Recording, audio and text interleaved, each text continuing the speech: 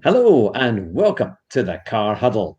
This is the offshoot of the Car Sim and Race Driver Show, and we have two fantastic special guests this week. It is, of course, Apollo Creed and Apollo 15.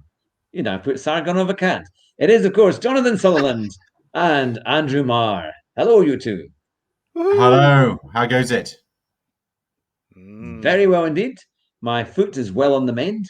I've been back on the rig and using the pedals, and it's actually building up my foot muscles quite well. So it's been pretty good. It's been a very exciting week. We've got some fantastic guests coming on as well for the big interview on Friday. Of course, it's going to be TRL Lightning, who is one of the fastest drivers in the world and really quite famous. He's been to lots of championships and won lots of big events. So he's coming on Friday. But he was on that famous Disney film, wasn't he? Of course. But we had an amazing Grand Prix yesterday, didn't we? Which was, of course, the Hungarian Grand Prix, which can be pretty much hit or miss. It can either be a procession, which is kind of boring and doesn't do very much. But the last few years, they've had some brilliant races. And yesterday was definitely one to write home about. So first of all, Andrew Marr, what was your take on the whole race? Insane. I don't know. Do you think they've got like a remote control in Bottas's car? I don't know, because it's like, right, we need wheel spin. What we need is the wheel spin on the start, and then he must hit the Verstappen. Oh no, he's too slow. We have hit to hit Lando into Verstappen, then hit Verstappen into Sainz, and then hit Sainz into Perez. It is good, no? In the bathroom, we talked about this, because I'm Arnold Schwarzenegger of the Mercedes team, and he's got to hit into all of these people. Christian Horner must not like it in the bathroom. And then bish bash bosh, they're broken. And then, I mean, I don't know. It's a bit like Hitler took over like the whole of Europe, and then he messed it up. He messed it up with his tactics. You know, he couldn't come across the channel and finish things off because he was nuts. So what they did, they had this brilliant idea of smashing into their main rival, accidentally took out Belgium Norris in the crossfire, and then they went, "Nein, we will not win the race. We will not put any tyres on because it's a dry track, and we'll leave him out there all on his lonesome. But at least no one will overtake him at the start." I mean, yes, yeah. People say, "Oh, Mercedes are good at strategy." No, they're not. Really not. I mean, really not. Not at all. Not. They're just not in any way. They opened up a second front against McLaren. It was a bad mistake. That's what went wrong. Now we will put the square wheels on the car because we think it will be very fast. They said so in the factory in the special room. Okay, then. So I think that's a great analysis. I think it's a great analysis. Yeah, I mean, I couldn't really add anything to that. I mean, it was extraordinary to see just one car take the start. I mean, I've never seen that ever. I mean, I just thought I was watching, I don't know what, some kind of promotional video for Mercedes when they just have Lewis, you know, in his little, and I thought, it must be the adverts. He's off, you know, but there's only one car. Then they all started filing out the pit lane one by one in seemingly a completely random order. It's like they went into the pits in grid order and came out like the lottery machine, you know, from the big lottery. Just pulled their car numbers out. And then George Russell was in the lead. Latifi was second. Well, not the lead, but second. Ocon was here. And it was absolutely, completely bonkers. Ocon, what's he doing there? Actually, Christian Horner was. No, you hit my car. You must pay for the damage. You got to pay for the damage because we've got insurance now. And if you damage my car, you've got to pay for it because we're Red Bull and we're woke. And you hurt our driver and you hit him. And it was really horrible. Fair. It's not fair with Red Bull. Dad, Adrian says that it's not fair. Dr. Helmut Marko said, "Pull your trousers up and go and complain." This is not the Austrian way. I thought you're Schwarzenegger. Well, he's not. I've never heard him talk. I just can't imagine him talking like that. Arnold Schwarzenegger? No, Helmut Marko. Helmut Marko wasn't Mr. Universe. No, but he's the guy in charge. He's the guy that stands behind Christian Horner going, whispering in, "No, this is what you have to do. You have to tell them this is way. And if they do not do it, we shall have them shot after taking them into the dungeon for a little bit of a game." Well, I'm going to have to put a warning. I'm going to have to put a warning on this podcast. A warning, these people have been stuck inside for far too long. Yeah, lockdown has not done us any good. Yeah. So I'm just thinking, when Jonathan, when you said that it was like a promotional video for Mercedes with one car, right? Yeah. I suddenly had this thought that what it actually was an advertisement that they need strategists. Yes. It's like, please take pity on us. We don't know what we're doing. Bear in mind, if Lewis had gone into the pit, I mean, it doesn't matter, it couldn't have been any worse, but he would have gone in the lottery machine, presumably as well, and come out completely randomly too. So he could have come out first, second, 7th, 15th, you know. He ended up a net third, thanks to Vettel, you know, drinking some of his petrol because he was thirsty. Anyway, and he was at the back. So he would, wherever he would have been, it would have been. Oh, it couldn't have been worse than the back. No, it couldn't have been worse. Might have caught Ocon, and He won. They reckon he might have been 8th at best if he'd gone into the pits. That's one, according to Ted's notebook. He probably would have come out around about 8th, but then that was way ahead of where he was before because he came out 14th when he had to go into the pits. So I mean, he would have been right up there and probably would have had a much easier run. I just don't know what they thought they were doing. Why on earth would they drive around a completely dry track? And as far as I can tell, it was completely dry. And think, oh, we should be on inters. I don't understand how you can come to that decision. I missed whether they had any. You know, their favourite thing is to show fat men looking at screens to get the reaction. Did they show them while they're coming round? Because if they were sitting there going, that meant they were dead, and that's why they didn't react.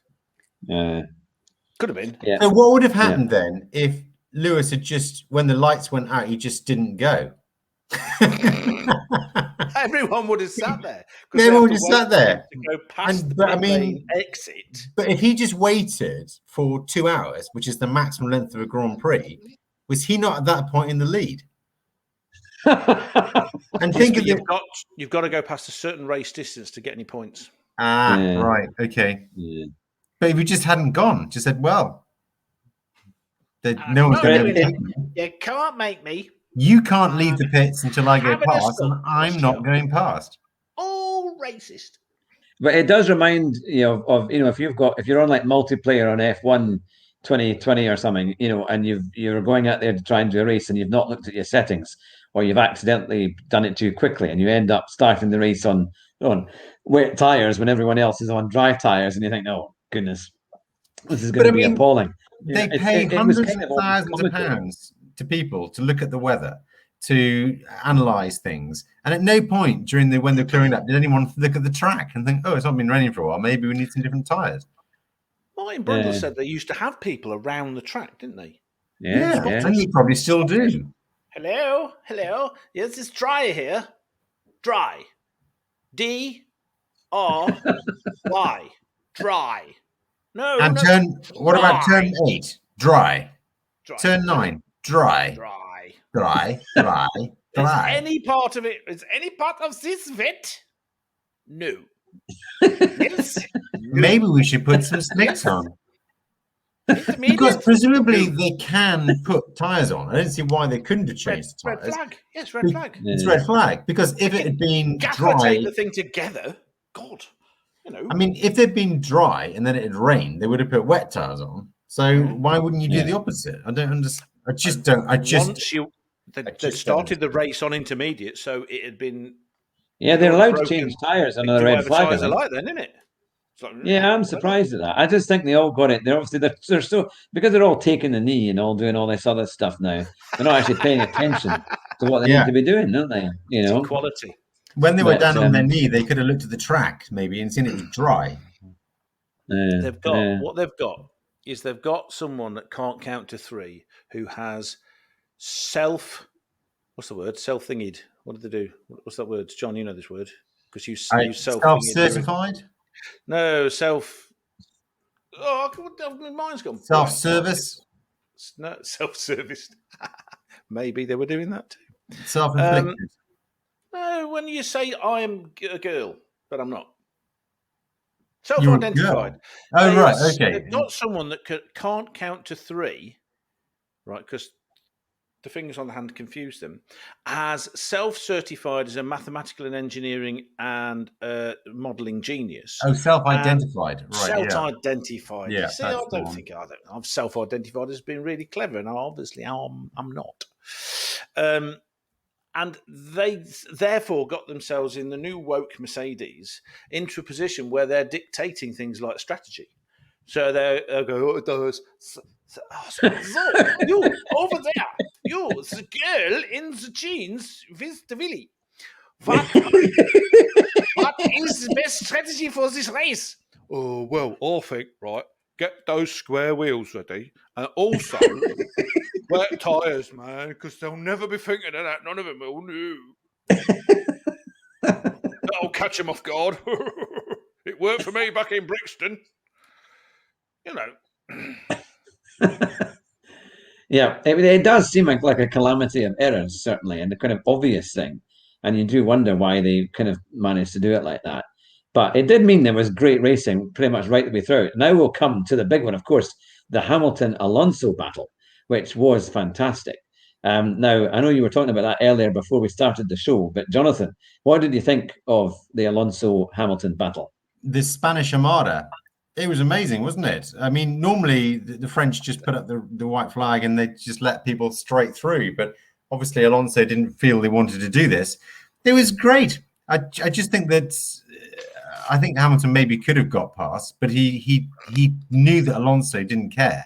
And Alonso, of course, was fighting for Ocon as well. So, and there's no love lost between the two of them. But yeah, I mean, amazing, close wheel-to-wheel battle. Great to see cars, that close to each other, driven by world champions. Great to see. Really great. Yeah. And when you think between them, there's 9 world championships.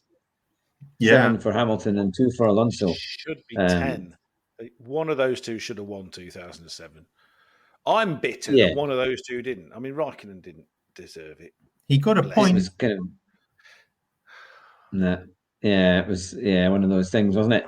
But I mean, it was great to see the kind of defensive driving as well. It was proper old school defensive driving that now they wouldn't be allowed to do, or they would complain and outlaw it. That on the A1, Hugh. But the thing is, it's how close they were. The low emissions zone of close racing, isn't it?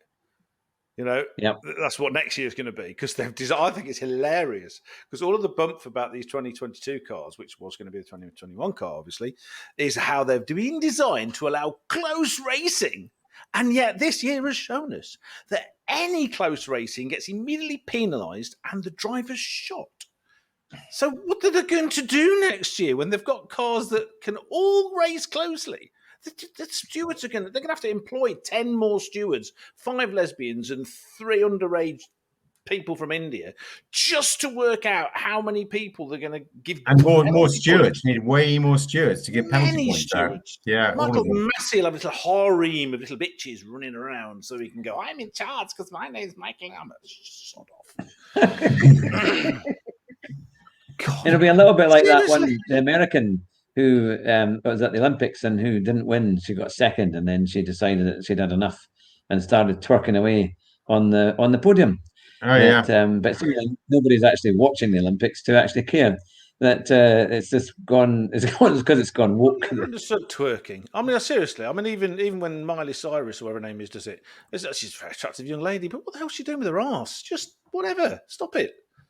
Dance it's not so bad. Dance. when it's like a grid girl, it's not so good when it's a a woman's shot put. It isn't quite Mr. as Bloggy stirring. Twerking.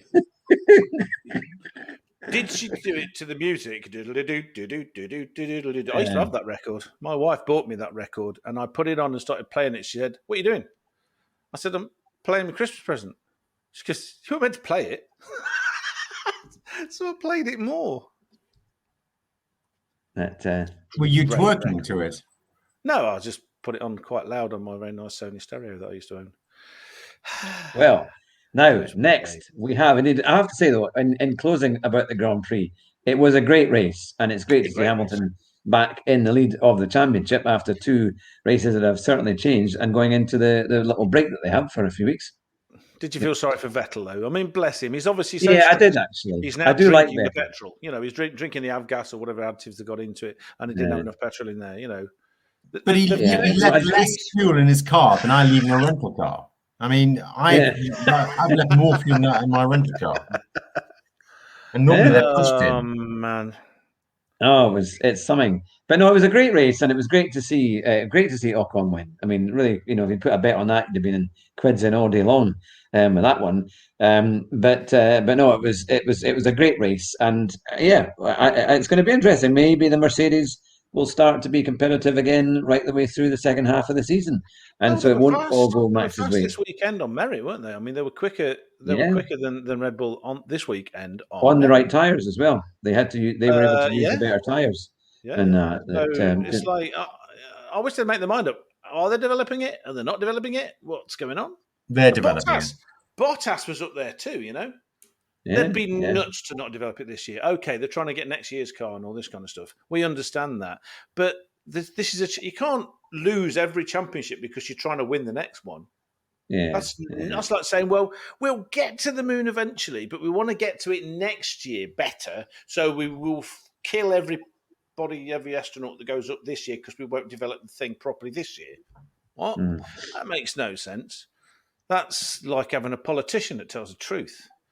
It just doesn't, it makes no sense. That's when they say we're doomed. That's the only truthful thing you can say now. I mean, the key is to keep taking Verstappen out on the first lap. If they keep doing that, then I think the championship is Hamilton's. Look, on that subject, I have a thing, okay? Right, I mean, we can all talk about back in the day with Prost, Mansell, PK. Well, no, because, right, he's always been, in my opinion, quite a dangerous driver. He's got a little bit better, but he used to weave repeatedly. And he reminds me of what Brundle said about Prost. Prost would put his car here. I am coming past, I'm going here. And then left it up to you whether you two would crash or not. And that's Verstappen. He doesn't give a damn, but he is one of these whiners that goes, "Ooh, they crashed into me." He's like, you just swept across the track when they were there, but they crashed into it because they didn't jump out of your way because you're special. And I think he was talking about Senna, because Senna used to do a wonderful line coming through. Yes, he was absolutely. Yeah. And I did that. It was quite funny. I was playing in one of the race asylum lobbies on Friday night, and it's really good. It was Andy and Paul and the other guys that are all in that league, and they're very good. It was at Red Bull, but it was a short Red Bull track, and they were in, I think, Mazda MX-5 touring cars. And I'd done quite a lot of work there in terms of racing, from Gran Turismo lobbies and all the kind of daily races and stuff. So I knew that car fairly well, and so it was quite fun. But I did exactly the same because they had the boost on, so it meant you could always catch up with the cars in front. And at one point I was leading. There was about 9 people right behind me. We were 3 abreast coming into turn 1, and I just went over to the left-hand side of the track. And I thought, right, I'm just going to cut right across, take the line. And they're all braking to avoid me to come through. But I got a great run through. And they hadn't seen those kind of defensive driving lines before. So it was quite fun trying to do that. Never watched Senna. And the point is, the earlier races in the year, Hamilton, who used to smack into people, he's always assertive and aggressive, wasn't he? And he's learned that it's good to finish a race, that kind of stuff. So he got out of Verstappen's way repeatedly throughout the year. There were crashes. I mean, Hamilton going over those sleeping policemen in Imola and stuff like that. Yeah. That happened because Verstappen went, I don't care where you are, I'm going there. And Hamilton avoided the crash. And I think what he's done, because this was like a face-off, Yeah. This is like in the days when Schumacher used to whack into people. And then there was a couple of drivers that whacked into him back. They didn't get out of the way, and he didn't do it to them again because he knew that he couldn't get away with it. And Hamilton had to show that you can't get away with this forever, Mr. Verstappen. You can't just do it. Doesn't matter what all the whinging was about. So he had to go for that overtake. He had to. Yeah, I think he had to. Yeah. Earlier in the same lap, Verstappen goes off the track, comes back onto it, and stays ahead. Yeah. I think next time he needs to try and get up to maybe 53G crash with Verstappen. Let's see what Verstappen can take. I mean, 51 was quite a lot, but we can do better. I think we get towards the 100G mark. At what point? He's got the thing. He's got the stuff. He's fine. He's young. Yeah, he seems to be absolutely fine. All these broken bones will heal eventually. Exactly. Nigel Mansell drove with a broken back, for goodness sake. Come on. Yeah. Exactly. Yeah, they got these halos and head protectors and things. It's fine. And then, of course, you get the standard, because we're now getting, this is another chip on my shoulder, we're now getting more supporters thanks to the new owners, but they're all football supporters. They're all morons. They're all people, you can tell you're a Hamilton fanboy, or we can tell you're British, or you can tell. It's like, no, I can tell the rule book and I've got eyes. That's actually what's happening. I can see what happened, and I don't favour either because I think Hamilton's a Burke, and I think he's arrogant. They're both very good and exciting to watch, and I don't really care who wins. I just want them to have a good battle. But what I'm not going to do is allow someone to say, "Oh, you support Nottingham Forest. No wonder you don't like Liverpool." It's like, this is motor racing. This is a gentleman's sport, sort of, kind of. Not football hooligans from Birmingham, all right? So they need to just all get lost, go back to football, enjoy that, kick a ball around, punch someone in the stands, and let real motor racing fans watch motor racing without all these idiotic drink beer, punt each other, and stay in Aston Villa Stadium or wherever it is. Yeah. Proper supporters can have some beer and cheer, not boo people because they don't like them. It's like, oh, come on. It's like when Schumacher broke his leg. I mean, I remember Murray Walker being appalled at people booing and cheering booing Schumacher and cheering that he broke his leg. I didn't like Schumacher particularly. I thought he was a very dirty driver, but I don't want him murdered. Yeah, you still show respect. It's stupid. It's pathetic. Yeah. Well, honestly. Moving on from the Grand Prix and quickly closing, we, of course, have TRL Lightning this Friday. So make sure that you're listening to that. Mikhail Hazal is coming on Friday night at 9 o'clock. So that should be fantastic. And also, we've got our Hugh Hattrick TCR Community Race Series. The qualifying is starting this Saturday. So if you're taking part and you've still time to register, go onto our Discord. You'll see it in the comment section there and on our YouTube channel, and you'll be able to join up. And then a week on Saturday, we will be having our first TCR race. So it's going to be exciting. It's going to be streamed out live, and I've been promised that the quality of all the kind of the recording and the visuals and audio is going to be amazing. So it's going to be exciting, actually. I'm looking forward to that. And the races are 30 minutes long in front-wheel drive cars. It's going to be fast and furious, and I think there'll be lots of overtaking and crashes and all sorts of exciting stuff. What does TCR mean? Is that some kind of medical procedure? This touring car race community championship. Yeah, very straightforward this time. No drugs then? No, all good. And it's, of course, alongside Rascal Rabbit and many folk from across the globe who are taking part. We've got at least one full lobby and a bit more. So it's going to be exciting, actually. It's going to be fun. And there's big prizes, really good prizes on offer at the end of it. So it's well worth Will Rascal Rabbit have to turn his screen upside down to be able to race properly? Quite possibly, as he's from down under. Upside down, it's down. Maybe he's lost to go like that. I'm sure they'll sort it out with the tech. But is Jonathan racing? Are you racing, Jonathan? No, I don't know if you're registered for it. No. Well, you're welcome to join if you want to. It's summer. I race in winter. I'm a winter-only racer. Well, it's almost winter. End of August isn't too bad. Sit with the fridge door open, right next to you. Spray yourself with water every now and again, and we can do a wet race on the thing. Yeah, that'll work. Oh, I'm sure it will. There we go. He's so tired of him. On that note, on that note, we'll close the car huddle tonight. What? But thank you very much for listening. Everyone around the globe, you've been listening to the car huddle with me, Hugh Hattrick, and my two very special guests, Jonathan Sutherland and Andrew Marr. Take care, everyone. Drive fast and try not to crash. And if you do, you might just win the race at the first corner. Bye just now.